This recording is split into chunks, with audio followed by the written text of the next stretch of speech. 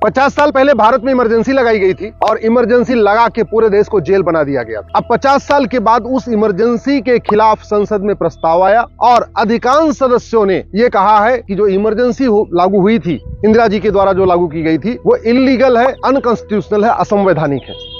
लेकिन क्या केवल संसद में प्रस्ताव लाना ही पर्याप्त है? इमरजेंसी को अवैध घोषित कर देना ही पर्याप्त है या इसके आगे कुछ होना चाहिए? मेरा यह मानना है केवल प्रस्ताव ला के इमरजेंसी को अवैध घोषित कर देने से धरातल पे कोई फर्क नहीं पड़ेगा। धरातल पे फर्क तब पड़ेगा जो इमरजेंसी के दौरान संविधान के बेसिक स्ट्रक्चर को बदल दिया गया, जब उसको रिस्टोर किया जाए। इमरजेंसी के दौरान जब पूरा का पूरा देश जेल बना हुआ था, सारे नेता विपक्ष जेल में थे, संसद में कोई भी गैर कांग्रेसी सांसद उपलब्ध नहीं था, उस समय संविधान के बेसिक स्ट्रक्चर को बदल दिया गया। संविधान के प्रियम्बल में 2 नए शब्द जोड़ दिए गए, सोशलिस्ट और सेकुलर। तो वास्तव में अगर हम चाहते हैं कि जो इमरजेंसी लगाई गई थी उसके जो दुष्परिणाम निकले हैं पिछले 50 साल में, अगर उसको ठीक करना है तो इमरजेंसी के द्वारा संविधान में किए गए संशोधन को भी वापस एक प्रस्ताव लाके खत्म करना चाहिए। अगर इमरजेंसी गलत है तो इमरजेंसी के दौरान किए गए कार्य भी गलत है। अगर प्रियम्बल में अगर सोशलिस्ट सेकुलर जोड़ा जा सकता है तो प्रियम्बल में शरिया भी जोड़ा जा सकता है, फिर तो प्रियम्बल में कुछ भी जोड़ा जा सकता है। जब इमरजेंसी अवैध है तो इमरजेंसी के दौरान प्रियम्बल को बदलना भी अवैध है। इसलिए मैं सरकार से निवेदन करता हूं तत्काल इसको रिस्टोर करें और प्रियम्बल से सोशलिस्ट सेकुलर शब्द को बाहर निकालें।